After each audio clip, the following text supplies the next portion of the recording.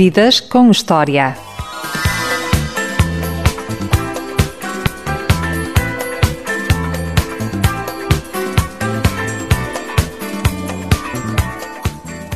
Na emissão de hoje do Vidas com Histórias vai ter uma oportunidade de conhecer alguns capítulos da vida de um dos melhores músicos portugueses da atualidade. Boa tarde, David Fonseca. Boa tarde. É muito cansativo esta maratona de entrevistas que estás hoje a dar. É um bocadinho, mas faz tudo parte de um processo que tem a ver com o disco. Aliás, uma das coisas que eu acho quando uma pessoa faz um disco é que ele não acaba quando ele está gravado. Muito pelo contrário, está prestes a começar uma maratona de fundo, não é? Porque não faz lógica ocupar tanto tempo e dedicar tanto tempo a fazer um disco, um conjunto de canções, se depois não se usa o mesmo tipo de determinação e resistência para tentar mostrá-lo o máximo possível às pessoas, especialmente numa altura em que há tanta informação e tantas coisas a acontecer e onde é muito mais difícil chegar às pessoas por esse mar de informação constante que se passa. As entrevistas, os concertos, a internet é muito importante para a divulgação. Tudo é importante. Eu acho que essa fusão de todas essas coisas é que acaba por determinar pelo menos não o sucesso de um disco, mas o facto dele existir para as pessoas, porque acima de tudo, se ele não passar por todas essas fases, ele nem chega a existir, porque as pessoas nem sequer sabem que ele existe. É mais uma coisa que chega à loja, ou mais um concerto que passa na cidade nesse dia, mas as pessoas não se sentem a vontade de sair de casa e de sair do seu conforto e do seu dia-a-dia para estar junto destes fenómenos artísticos, se as pessoas não forem informadas deles e tiverem uma certa vontade de o descobrirem. Na tua infância tinhas vontade de descobrir o quê? Qual era o herói de banda desenhada ou dos desenhos animados que tu mais gostavas? O Homem-Aranha, claramente, e o Tom Sawyer, porque o Homem-Aranha por ser muito fantasioso, não é? Aquela ideia mais do super-herói da coisa, mas o Tom Sawyer porque na minha altura não passavam assim tantos desenhos como hoje passam, não é? Hoje passam desenhos animados a toda a hora na televisão. A televisão ainda era a preto e branco, no teu tempo? Era, quando eu era miúdo era a preto e branco ainda, apesar de eu não ser assim tão velho, mas ainda era a preto e branco. A questão é que só dava desenhos animados, sei lá, uma hora por dia, julgo que era na RTP2 à tarde. E o Tom Sawyer era muito parecido com a vida que eu efetivamente tinha nas férias grandes. Portanto, um miúdo que estava na escola, não é? Sonha sempre com as férias, e aquilo era muito parecido, aquela liberdade de andar ali pelo campo, eu vivia numa aldeia Marrazes, exatamente. Até aos 18 anos.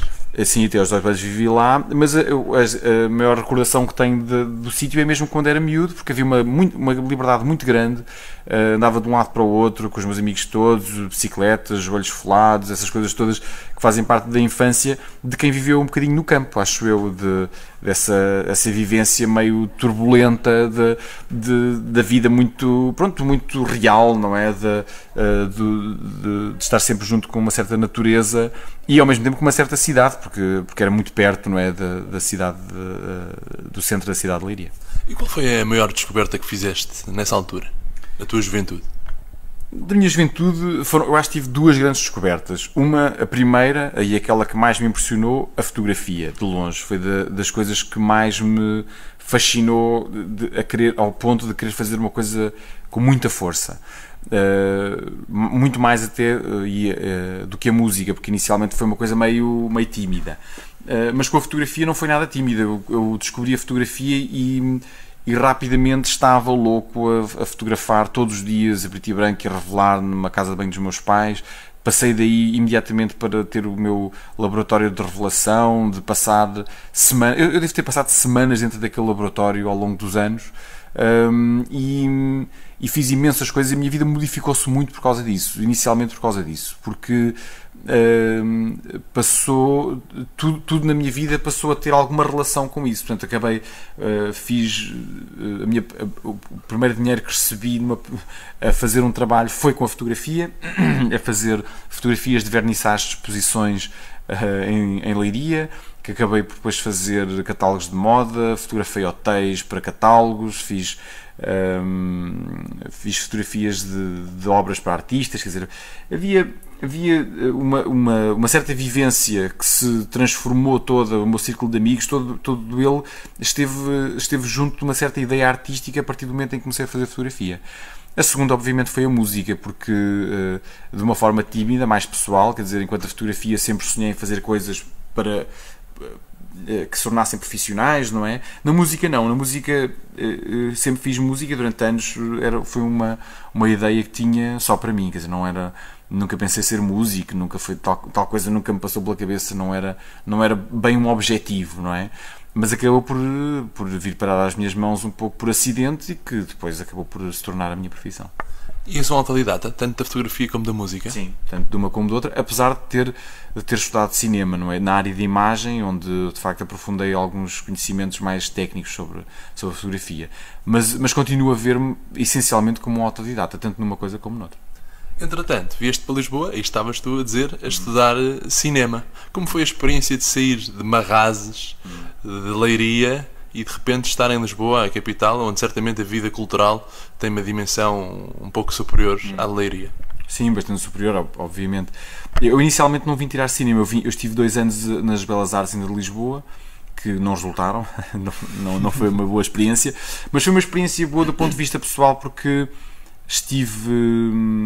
acabei por estar na cidade grande, nem sempre na escola, a maior parte do tempo até nem estava na escola nos primeiros 2 anos, mas acabei por fazer muitos amigos por cá e de conhecer um bocadinho o funcionamento da cidade. Eu já conhecia muito bem Lisboa porque eu tenho família cá, sempre tive muitos anos e sempre visitei muitas vezes a cidade de Lisboa. Não foi propriamente uma descoberta, não é? Mas foi mais a sensação de morar cá todos os dias, de estar cá todos os dias e de viver essa cidade dessa forma. E ainda hoje é a minha cidade favorita. Eu tenho cá casa e aliás, divido muito o meu tempo entre aqui e Leiria ainda. Acabou por ser assim a minha vida e acaba por ser uma vivência quase dupla, não é? De viver tanto num sítio como no outro, mas agrada-me a ideia de ter 2 sítios completamente diferentes onde eu possa estar. Mas foi uma altura muito importante para mim, de descoberta um bocadinho de estar com outros, de uma certa liberdade, não é? Qualquer pessoa que sai de casa dos pais sabe efetivamente o que isto quer dizer, não é? E aproveitaste para conhecer a cidade, para a parte cultural, exposições de fotografia, concertos, uma vez que és músico, tinhas mais acesso a concertos aqui, embora na tua altura não tanto como hoje em dia. Sim. Mas mesmo assim, calculo que tenhas muito mais acesso a concertos. E qual foi um concerto que tu gostaste de ver aqui em Lisboa? Em Lisboa, claramente... Sim, nessa altura da faculdade. Da faculdade, claramente, os Nirvana no Dramático Cascais. Porque se tornaram um mito depois. O Kurt Cobain acho que deve ter morrido 4 ou 5 meses depois desse concerto. E porque eu vivi um fenómeno, ou seja, o fenómeno do grunge era um fenómeno absolutamente mundial, que se embarcava todas as vontades de todos os miúdos da minha idade, não é? Eu tinha 19, 20 anos por essa altura. E quando o Kurt Cobain e a sua trupe veio tocar, foi um evento absolutamente épico na vida de toda a gente, que os seguia dessa forma, e lembro-me que foi um concerto absolutamente incrível. E foi uma dos momentos que eu guardo, de facto, por estar aqui. Lembro-me que fui com várias pessoas que estudavam também, eu morava numa residência de estudantes e fomos para lá ver o concerto. E foi talvez o concerto mais marcante que eu vi nessa altura, sim. Entretanto, também fazias rádio durante 6 anos. Fazia, durante todo o tempo que estive a estudar. Portanto, eu já fazia rádio antes de vir para Lisboa, mas depois todo o tempo que eu estive a estudar, tanto nas Belas Artes como na Escola de Cinema, todos os fins de semana ia à Leiria e fazia este programa de rádio, onde explorei várias coisas, onde explorava muito a música alternativa, música pop alternativa, que se ia fazendo e que eu tinha contacto através, não via internet, não é? Portanto, tinha contacto através de revistas eu lembro-me de assinar uma revista alternativa americana que vinha com CD. Na altura isso era uma coisa absolutamente incrível, porque Aliás, isso é uma coisa muito difícil de explicar nos dias de hoje a um miúdo que só tenha vivido a internet, mas o que é um facto, nós não tínhamos acesso à música da mesma forma. Eu, se descobrisse uma banda, eu descobrir uma banda e ouvi-la e saber quem ela era um processo extremamente lento. Quer dizer, não, eu lembro-me, por exemplo, de uma banda, os Pixies, eu só vi a cara dos Pixies, a cara deles, pá, aí 2 anos depois de ter começado a ouvir Pixies. Nem sabia como é que eles eram, porque não apareciam na capa dos discos, não apareciam nos bookletos, não apareciam em nada disso, nos vinis ainda. Portanto, não sabia quem eles eram. Portanto, a descoberta da música na altura era uma coisa que tinha um sabor muito especial. Ou seja, o facto de eu ter descoberto uma banda ou outra que nunca ninguém tinha ouvido e depois poder mostrar na rádio era um momento ultra especial. Hoje em dia é meio banalizado, porque hoje já toda a gente sabe que é possível aceder. Portanto, eu, se pensar numa banda, eu tenho acesso a ela 5 segundos depois e estou a ouvir a discografia de toda ela, se for preciso. E a ver os vídeos e a ver tudo isso. Na altura não era. Havia uma certa mecânica de descoberta meio inocente das canções e que, do meu ponto de vista, para quem fazia rádio, era extremamente agradável, porque tinha a oportunidade, de facto, de pôr no ouvido público uma coisa que não era assim tão comum. É nessa altura que surgem os Silence 4. É, exatamente. Os Silence 4 surgiram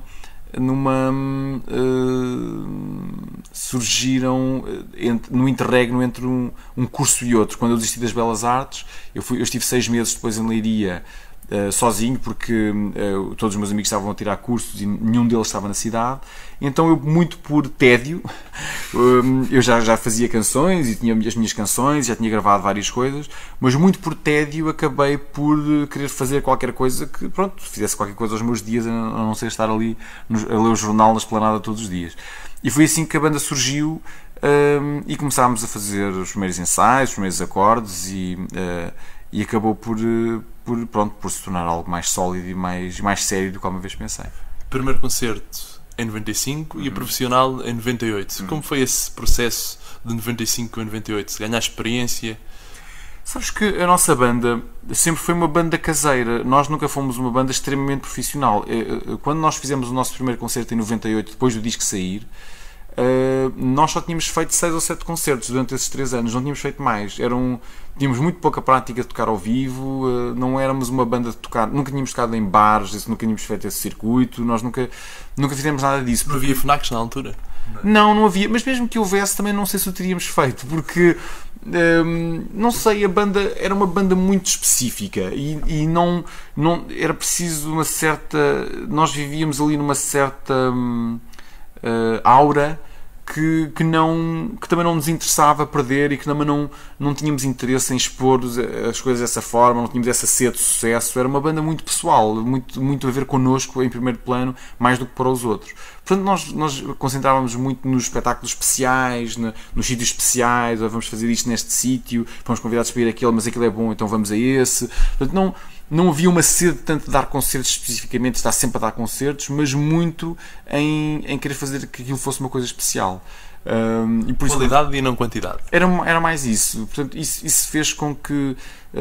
repara, nós até 98, quando demos o primeiro concerto, nós nunca demos um concerto vazio, porque a aura era tão grande à volta, a mística era tão grande à volta da banda, que havia já uma espécie de um semi-sucesso em Leiria. Aliás, havia um grande sucesso já da banda em Leiria, e eu lembro-me que nós, antes de assinarmos com a Universal, o presidente da Universal na altura, o Rudi Steenhausen, pediu para ir ver um concerto da banda Leiria.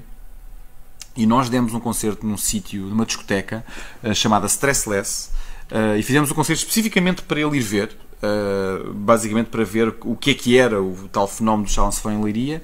E o sítio estava absolutamente a abarrotar, e estamos a falar de um sítio para 2.000 pessoas, portanto, e conheciam as músicas, e não tínhamos um único disco editado. Portanto, ele, ao ir lá, ele comprovou que havia qualquer coisa efetivamente a acontecer. Numa altura em que se apostava tanto em música, e apostava-se muito em bandas novas, coisa que é muito difícil fazer hoje, não é? Só que nas editoras grandes, porque não tem, de facto, o tanto poder financeiro para o poder fazer, mas na altura fazia-se. Para ele foi óbvio tudo aquilo, e aliás foi óbvio para ele, mas não foi assim tanto para mim. Depois o que aconteceu a seguir é que foi uma surpresa, acho eu, aí para ele, para nós, para toda a gente que conhecia o projeto. Foi uma surpresa que o projeto tivesse chegado tão longe, porque Nós sabíamos que tinha possibilidade para ser um sucesso meio local, não é? Meio alternativo, digamos assim, mas não mainstream. Isso nunca nos passou pela cabeça. Isso foi uma coisa que nos apanhou completamente desprevenidos. Entretanto, decidiste, depois do projeto Silence 4, começar a carreira a solo. Porquê? Deixar o grupo e começar, ou recomeçar, Sim, tudo novo. nós tocámos muito. Os Silence 4 tocaram mesmo muito e de uma forma continuada e excessiva, acho eu. E depois, a certa altura, houve um cansaço, acho eu, do projeto. Toda a gente estava envolvida no projeto e, aliás, a palavra de ordem era quando é que isto para? Não é? Porque para quem não queria fazer daquilo uma profissão e de repente estamos durante 3 anos intensivamente, sempre e a toda a hora, envolvidos em digressões, em gravações, em promoções, quer dizer, foi um circo que não via fim, quer dizer. E nós fizemos a digressão, nós acabámos por tocar entre 98 e 2001. Nossa carreira foi extremamente curta, se pensarmos bem nisso. Tivemos 2 discos e tocámos intensivamente, mas entre junho de 98 e junho de 2001. Aliás, foi o ano da Expo 98, onde vocês fizeram um grande concerto. Sim, encerrámos a Expo 98 também. Mas a certa altura, em 2001, eu acho que nenhum de nós estava muito concentrado naquilo já e já toda a gente queria, pelo menos queria férias, acima de tudo, acho que era o que toda a gente queria. E foi o que aconteceu, tirámos férias, cada um passou ao lado, cada um fez as suas coisas. Durante um ano eu não toquei numa única guitarra sequer, não queria saber isso para nada. Só que depois, efetivamente, lentamente, eu fui começando a fazer coisas, só que as coisas que apareceram não tinham muito a ver com o universo do Silence 4. Uma ou outra podia ter mais, mas a maior parte delas eram muito distantes de tudo aquilo que nós fazíamos, e eu já não tive vontade de voltar a um projeto cujas paredes estavam muito lineadas, não é? Era um projeto meio acústico, de raiz acústica, com uma voz feminina, etc. E eu não queria, de repente aquilo tornou-se mais chato para mim e queria fazer uma coisa que eu pudesse ser um bocadinho mais livre. E foi assim que eu comecei. Confesso que na altura, quando comecei, pensei que ia fazer um disco e depois que voltava à banda, não é? Mas tal acabou por nunca mais acontecer. Depois gostei muito de fazer isso dessa forma e eu pessoalmente já não quis voltar a reunir os Silence 4. Lembro-me que tu, no primeiro disco, e aliás, no primeiro single, fizeste uma ação inédita em Portugal. Foi concertos em 20 universidades. Algo que até então nunca tinha sido feito. E duvido que alguma vez tenha voltado a ter sido feito. Não, na altura, a ideia, repara, não havia FNACs. Não desta forma como há agora em todo o país. E era estranho para mim que nós não pudéssemos promover o disco mais perto de quem efetivamente costumava ouvi-lo. Neste caso, as universidades estavam cheias de público que também me acompanhava. A faixa etária era mais ou menos essa, era a minha faixa etária também. E então foi uma proposta que surgiu e que nós agarrámos e fomos e tocávamos à tarde nas faculdades, uma espécie de showcase. Mas em vez de ser nas FNACs eram nestas universidades. Eu acho que foi uma necessidade também de perceber que havia um espaço ainda para explorar em Portugal e que nós tínhamos que o explorar, mas não existia, então inventámos que foi esta história das universidades. Hoje eu acho que isso já não se faz tanto, ou nunca não se voltou a fazer também porque existem outros espaços que já estão dedicados a esse circuito, como os casos das FNACs. Tu primas sempre, em cada álbum, em cada concerto, por inovares. Um concerto é sempre uma experiência diferente uma da outra. Mesmo no caso do São Luís, que foi ali uma maratona de concertos tarde de noite. Sim, eu acho que eu não tenho grande interesse em repetir-me a mim próprio. Eu acho isso tudo muito chato e não... como esta profissão não é uma coisa muito... Não foi uma coisa que eu escolhi e que eu quero manter a todo custo. Ou seja... Eu gosto demasiado de fazer isto para eu querer manter a todo custo. Entendes o que quero dizer? Há uma... Não fazes por obrigação. Não, muito pelo contrário. E não por tenho prazer. E não tenho muito medo de deitar tudo a perder. Entendes? Não acho que seja...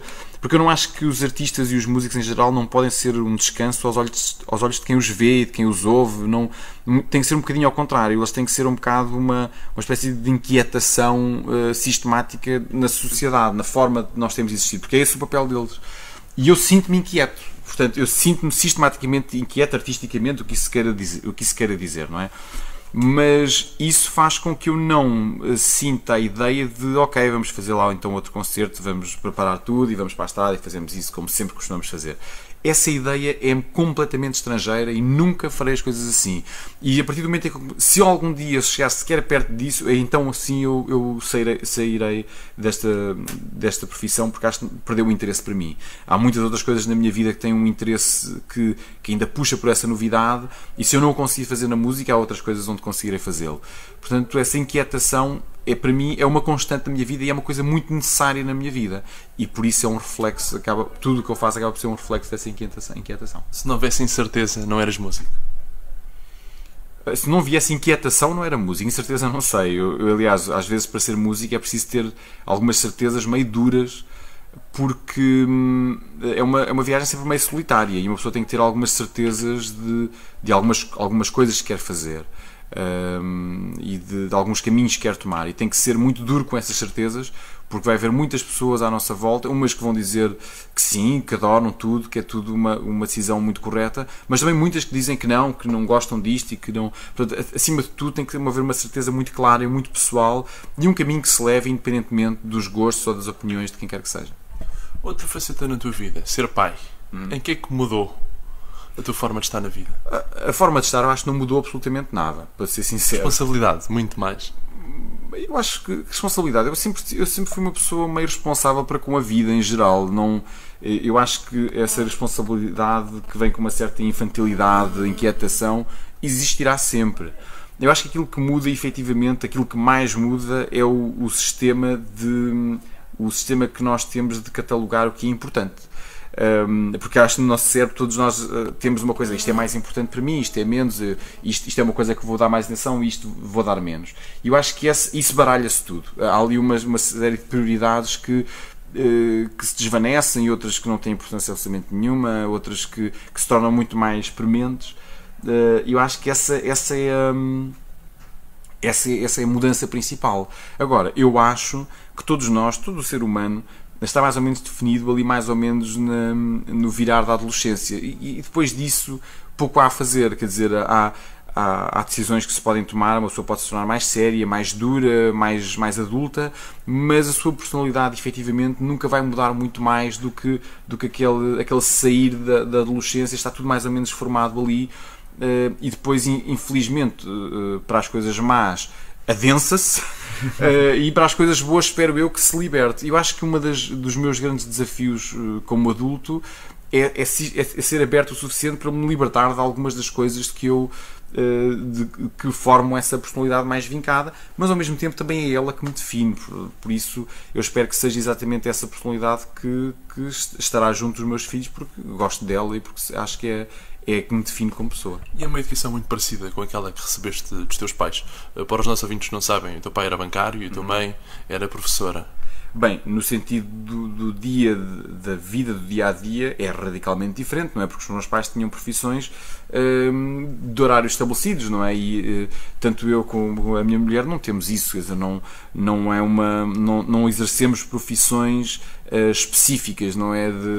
Quer dizer, são específicas, mas não são profissões de horários. O que quer dizer que eu trabalho muito mais às tantas que os meus pais, porque todas as profissões liberais, ao contrário do que as pessoas pensam, não são sítios onde uma pessoa liberta, onde tem muito mais tempo livre. É ao contrário, porque essas profissões nunca nos... A profissão de músico nunca me solta. Eu sou sempre músico. Eu sou músico ao sábado, ao domingo, aos feriados. Essa ideia de feriados é muito longínqua para mim, aliás. Há quanto tempo não tens um feriado? Eu nem sei ver as coisas dessa forma, não sei o que é isso. Aliás, começo muito mais a ver as coisas do ponto de vista do horário escolar dos meus filhos do que propriamente das férias, porque eu nunca liguei a isso. Acho que para mim terça-feira é um ótimo dia de férias, e depois o feriado é um ótimo dia de trabalho, e fins de semana também. Portanto, não me relaciono com o mundo laboral, não é dessa forma. E logo daí será uma educação diferente do ponto de vista do dia-a-dia. Agora, em muitos pontos eu espero ter dado algumas coisas muito positivas que os meus pais me transmitiram, e eu espero transmitir também aos meus filhos, porque acho que há valores que nada têm a ver com as profissões e têm a ver muito mais com os indivíduos e com a forma como vivemos esse dia-a-dia. Voltando à música, em 2004 tiveste uma experiência com a Manuela Azevedo dos Clã e com o Camané. Humanos cantavam temas inéditos de António Variações. Gostaste dessa experiência? Adorei. Foi das coisas mais incríveis que eu acho que fiz na minha vida profissional, porque foram várias coisas numa só. Não só obtive... Eu aceitei primeiro quando soube quem é que... Antes sequer de ouvir as músicas, porque quando disseram quem é que estava a trabalhar, porque a ideia de me reunir com estas pessoas extremamente talentosas era muito apelativa para mim. E disse logo que sim. Aliás, foi um telefonema às 2 da manhã que disse logo sim, contem comigo. Não ouvi as músicas, mas contem comigo. E depois ouvi as canções e isso tudo ainda se tornou maior e mais apelativo, e acabou por ser uma experiência daquelas que eu acho que todos nós vamos guardar para sempre como algo de grande que aconteceu nas nossas vidas profissionais. Temos o tempo quase a chegar ao fim, mas antes eu não queria escapar a esta. Qual é para ti a palavra mais difícil de cantar? Se é que existe alguma palavra difícil de cantar. As coisas mais difíceis de cantar, acho eu, são sempre aquelas que nos afetam de uma forma mais negativa, ou que falam sempre de um aspecto mais negativo. E eu escrevo muito sobre essas coisas. Apesar de achar que ao longo dos anos aquilo que se passa com essas canções é que acabam por, ao serem feitas, e ao saírem como um disco, como uma canção para as pessoas ouvirem, torna-se uma coisa mais positiva, torna-se num ato positivo, o ato de ouvir música, de estar junto das pessoas a cantar a canção. E isso torna-as um bocadinho mais fáceis, mas serão de longe sempre as mais difíceis de cantar. A vida tem sempre razão, David Fonseca? Raramente, acho eu. Raramente tem razão. Porque quer dizer, só uma pessoa muito tola e cega, não é, para com o mundo é que vê, é que não consegue ver as sistemáticas injustiças e erros e coisas que não deveriam efetivamente acontecer a acontecer todos os dias e a ter lugar à nossa frente e a mostrar-nos um bocadinho a dimensão daquilo que é efetivamente algo entre a tragédia humana e a realidade efetivamente daquilo que acontece. E eu acho que raramente a vida tem razão, raramente, porque acho que os nossos sonhos, esses sim, têm toda a razão de viver, de existir, e que são aquilo que nos devem de guiar. E depois a vida vai-nos dando cacetada e vai-nos dando algum confronto com esse sonho, não é? Portanto, no fundo, eu acho que nós vivemos sempre aqui duas realidades distintas, efetivamente a vida como ela é e aquilo que nós queremos que ela seja. Algures no meio disto há de se encontrar aquilo que nós conseguimos fazer, mas nunca é ideal, acho que nunca será ideal, mas também não acho que é desenhado dessa forma. O teu álbum, agora, Seasons, é ideal? Duas fases, a primeira agora em março e depois a segunda em setembro. Sim. É ideal para o momento que eu estou a viver, não é? Eu estou a viver eu acho que os meus discos são muito relacionados com a minha vivência atual, e por isso é ideal para aquilo que eu vejo neste momento, é a minha visão atual do mundo, das minhas coisas, das minhas vivências, das minhas relações pessoais, e acaba por ser aquilo que traduz a minha pessoa de forma mais correta neste momento, por isso nesse sentido é ideal. Para terminar, What Life is for You, David Fonseca? Olha, para mim é uma constante busca de algo que eu ainda não vi e que ainda não conheci. Não acho, sempre que alguma coisa se estabelece de uma forma meio estabelecida na minha vida, eu tento imediatamente procurar outra que eu desconheço e que está noutro sítio. E eu acho que para mim a vida é exatamente isso, é estarmos sempre um passo um bocadinho à frente daquilo que a vida tem aqui ao lado para nos dar. Então, há sempre uma tentativa de descobrir qualquer coisa que ainda que nunca vi, e que nem desconfiava que me poderia trazer alguma coisa de boa ou má, mas nem desconfiava que me trazer alguma coisa. Tem a ver com isso, com a ideia da descoberta do desconhecido. Muito obrigado, David. Obrigado, eu. Na segunda parte deste programa vamos ficar com algumas músicas deste álbum, de David Fonseca, para ouvires e desfrutares. Da minha parte, foi um prazer estar consigo.